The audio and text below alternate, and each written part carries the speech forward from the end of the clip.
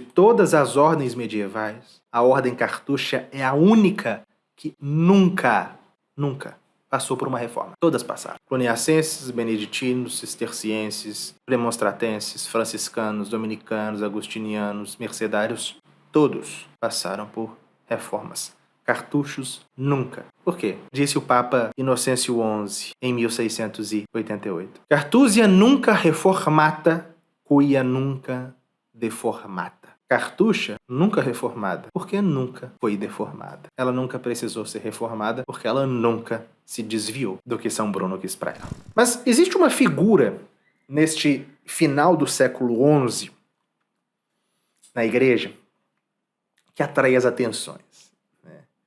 Uma figura que, talvez, ali daquele início da cristandade, que parece, com São Gregório VII, dominar a igreja. Mas não pelo que ele falou, mas justamente pelo seu silêncio. É São Bruno. São Bruno de Colônia.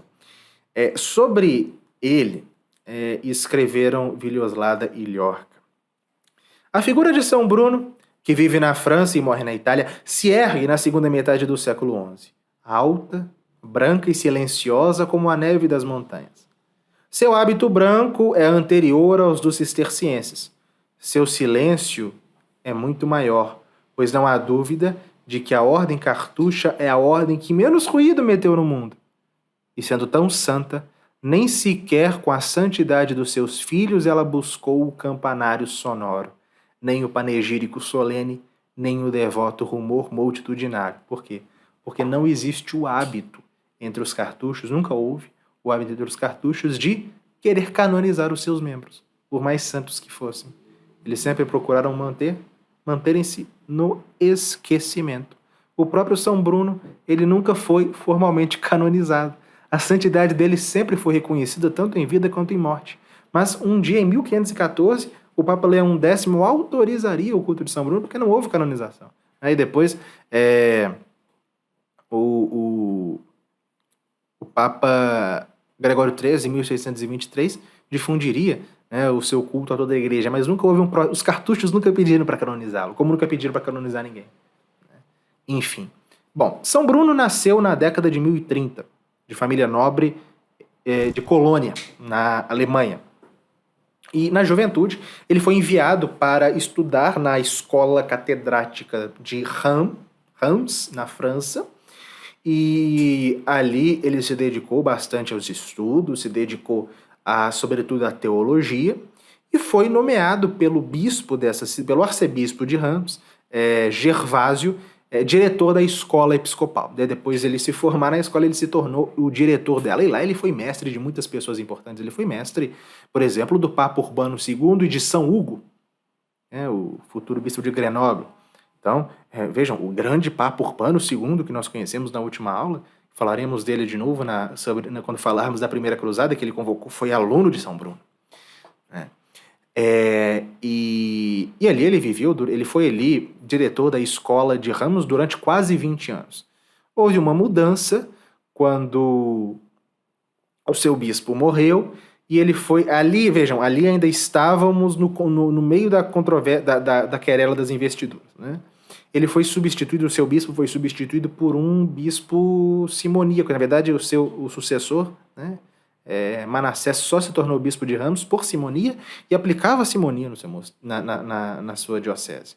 Ele manteve São Bruno enquanto diretor da escola, mas praticava a simonia. E claro, como ele era um homem de grande piedade, São Bruno era um homem de grande piedade, ele, né, não aceitou aquilo e em um sínodo em Autun, em 1077, ele denunciou o seu bispo como simoníaco. O bispo o puniu, naturalmente, o depôs do seu cargo de diretor da escola de Reims, mas depois que o próprio bispo Manassés foi deposto pelo Papa São Gregório VII, São Bruno pôde voltar ao seu cargo. Só que como o próximo bispo de Reims também se mostrava simoníaco, ele decidiu abandonar o mundo e viver uma vida absolutamente dedicada a Deus, né? Na solidão, na contemplação e na mortificação. Tem um episódio da vida dele que se atribui normalmente, se atribui geralmente como o pontapé final, né, para que ele decidisse abandonar de fato o mundo. Ele teria estado em Paris e presenciado e assistido o enterro de um dos mais importantes, um dos mais aclamados mestres de Paris. Um homem cultíssimo. É grande doutor, grande professor. E conta-se que durante o velório, este homem despertou, o defunto acordou e disse que estava no inferno. Isso aconteceu durante 3 dias seguidos. O homem despertava, o defunto acordava e falava isso. E São Bruno teria presenciado aquilo e, vejam, era um homem culto, conhecido, dotado de muitas ciências, tanto espirituais quanto profanas, estava no inferno. E ele, né, que era também um homem de estudos, um homem dedicado à contemplação intelectual, à vida intelectual, ele decidiu deixar o mundo. Em primeiro lugar, ele passou um tempo com São Roberto, que seria o fundador dos cistercienses. Em aulas futuras falaremos dele, né, em Molesme. Depois, ele se retirou com 2 discípulos seus em Sèche-Fontaine, mas ele queria mais solidão, naquele lugar não era o suficiente, e ele se mudou, agora com 6 companheiros, para a região de Grenoble. Né? E ele pediu ao bispo do lugar, que era São Hugo, que havia sido seu aluno, São Hugo de Grenoble, que oferecesse, né, para ele um lugar em que eles pudessem, ele e os seus 6 discípulos, viver na solidão. E São Hugo assinalou, mostrou, ofereceu para ele um vale cercado de penhascos, que se chamava Chartreuse, ou Cartouche. Ali surgiu, em 1084, a chamada Grande Cartucha. Por que a Grande Cartucha? Porque no futuro todas as outras casas da Ordem Cartucha seriam também chamadas de cartuchas. A cartucha de tal lugar, a cartucha daquele lugar. Então, essa é a Grande Cartucha, a casa em que houve a fundação da Ordem, sem qual pretensão de ter ordem nenhuma. São Bruno não pretendia fundar ordem nenhuma, naturalmente. No começo, isso foi em 1084, né, a data importante, 1084 é a fundação da cartucha. No começo, que hoje é como ela está ali hoje, a foto é como ela está ali hoje, ainda funciona, ainda existe esse mosteiro. No começo, havia apenas um oratório, né, dedicado a Nossa Senhora das Cabanas, em razão porque os monges viviam em cabanas, né, e não havia regra escrita, né? São Bruno não se preocupou em escrever uma regra. Vivia-se uma vida de oração contínua, de penitência. Né? Os monges viviam do trabalho das suas mãos, né? E de um pequeno rebanho que eles possuíam. 3 dias da semana eles jejuavam a pão e água e não se reuniam. Né? Eles se reuniam apenas para recitar o ofício divino e aos domingos, para a missa, mas sempre em silêncio. Inclusive, a saudação quando eles se encontravam era aquela que vocês já devem ter ouvido, né? Memento mori. Lembre-se de que morrerás. Lembra-te da morte. Recorda-te da morte. Enfim, lembra-te de que vais morrer. Né? Eles também trabalhavam na transcrição, na cópia de livros sagrados. Eram copistas também. Né? Mas qual que é a grande marca característica dos cartuchos, além da vida extremamente austera, da penitência e da oração contínua? O silêncio. O voto de silêncio. Interior e exterior. Era isso que São Bruno queria para si. São Bruno, ele amava a vida de recolhimento, mas ele pôde viver ali apenas por 5 anos. porque em 1089, né, 5 anos após ele ali se instalar, ele recebeu uma mensagem do seu antigo discípulo, agora Papa Urbano II, pedindo que ele fosse para Roma para viver, né, enfim, ele queria o seu antigo mestre, este homem de tão grande santidade, já conhecida em grande parte do Ocidente, e que havia sido seu mestre, ao seu lado, como conselheiro, enfim. São Bruno foi, né, por obediência, ele atendeu, apesar de não ser a sua vontade, ele foi, se instalou em Roma. Não se sabe, sabe-se que o Papa, inclusive, doou para ele uma igreja, né, na qual ele poderia oficiar e viver. Era uma igreja, a igreja de São Cirilo nas termas de Domiciano, eu acho.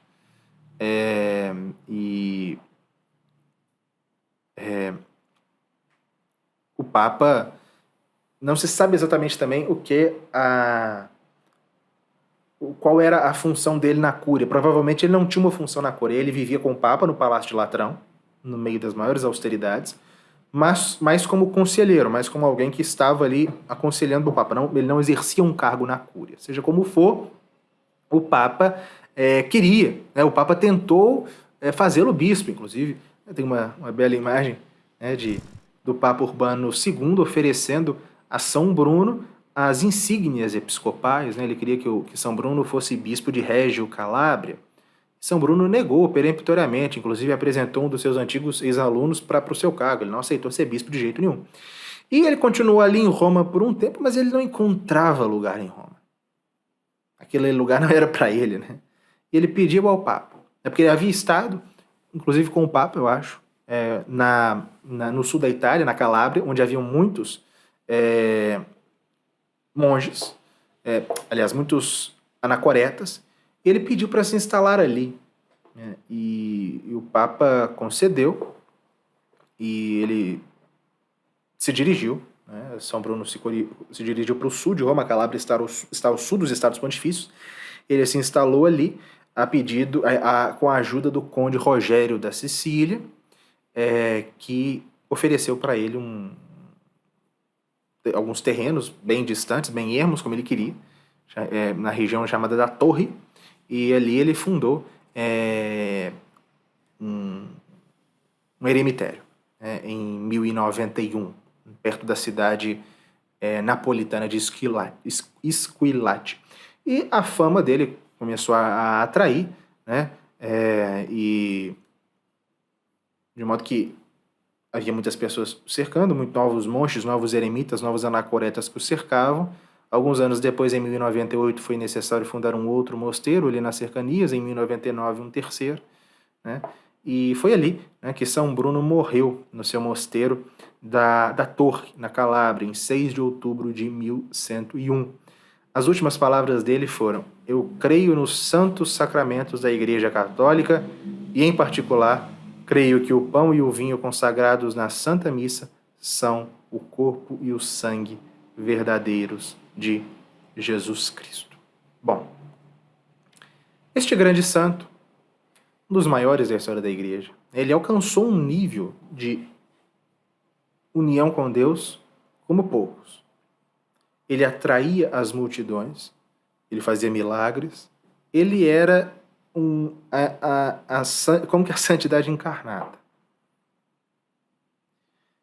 Ele não pretendeu, como eu falei, fundar ordem religiosa.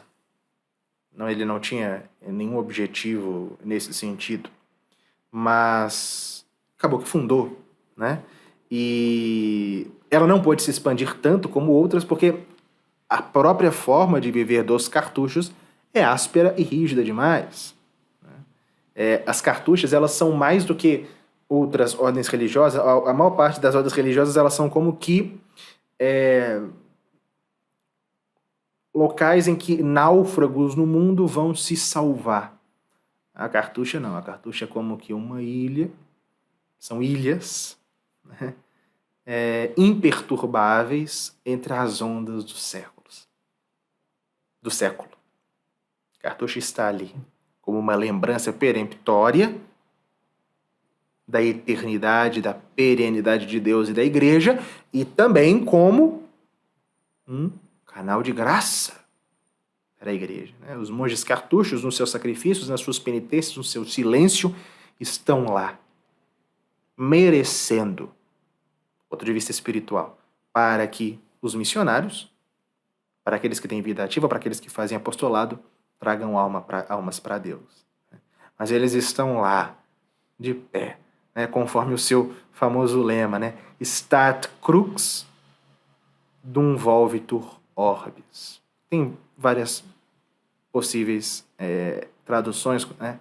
A cruz permanece intacta, a cruz permanece de pé, a cruz permanece erguida, enquanto o mundo percorre a sua órbita. Ou seja, enquanto o mundo se revolve, enquanto o mundo se agita, ou enquanto o mundo percorre a sua órbita. Né? Justamente porque o mundo gira, mas a cruz continua erguida. Essa é a ideia, né, dos cartuchos e daquela paz interior da alma deles. Bom, agora, se São Bruno não definiu regra, como eles deveriam viver?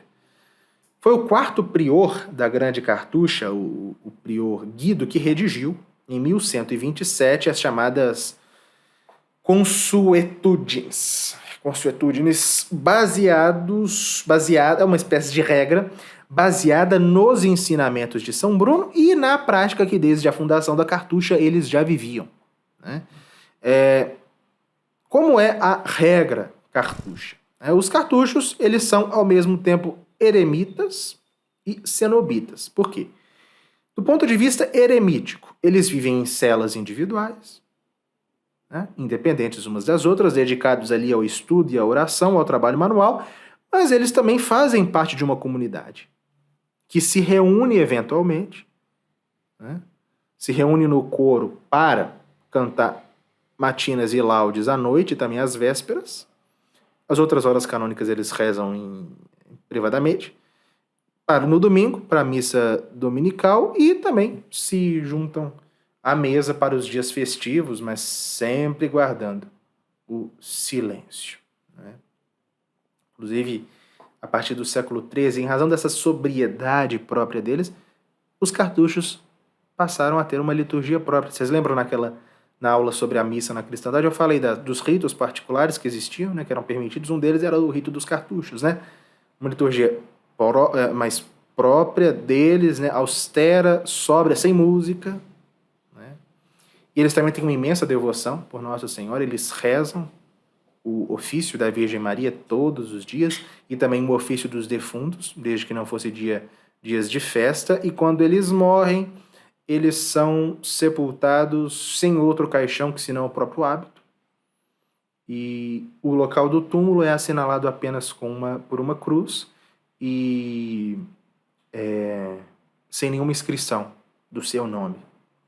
Eles querem, de fato, ser esquecidos pelo mundo. Então, a vida do cartucho sempre foi muito dura, então por isso que não era esperado que a ordem cartucha crescesse tanto. Ela cresceu em 1200, ou seja, 100 anos depois da sua fundação, ela tinha 37 casas. Em 1300 ela tinha 63 casas, mas não se compara, por exemplo, com o crescimento das outras ordens, porque a vida é dura demais. E, inclusive, existe uma regra. Na regra, não se admite ninguém abaixo dos 20 anos, justamente a idade militar, porque o cartucho é exatamente aquele que combate espiritualmente, sobretudo contra as três concupiscências, né? De todas as ordens medievais, vejam que coisa interessante, que grandeza particular. De todas as ordens medievais, a ordem cartucha é a única que nunca passou por uma reforma. Todas passaram. Cluniacenses, beneditinos, cistercienses, premonstratenses, franciscanos, dominicanos, agustinianos, mercedários, todos passaram por reformas. Cartuchos, nunca. Por quê? Disse o Papa Inocêncio XI, em 1688. Cartusia nunca reformata, quia nunca deformata. Cartucha, nunca reformada, porque nunca foi deformada. Ela nunca precisou ser reformada, porque ela nunca se desviou do que São Bruno quis para ela. E a princípio a cartucha era apenas de homens, era apenas uma ordem masculina, mas a partir de 1147 já podia haver cartuchas para mulheres, né, sob a direção do Beato João da Espanha e de Santo Anselmo, que foi o 7º prior da Cartucha e bispo de Belém. Este vídeo que você acabou de assistir do professor Lucas Lancaster é apenas um trecho de uma das 170 aulas já disponíveis na Escola de História da Igreja. Convidamos você a sair da superficialidade e estudar a sério conosco na escola. Clique no link aqui do lado para acessar o nosso site e fazer a sua matrícula.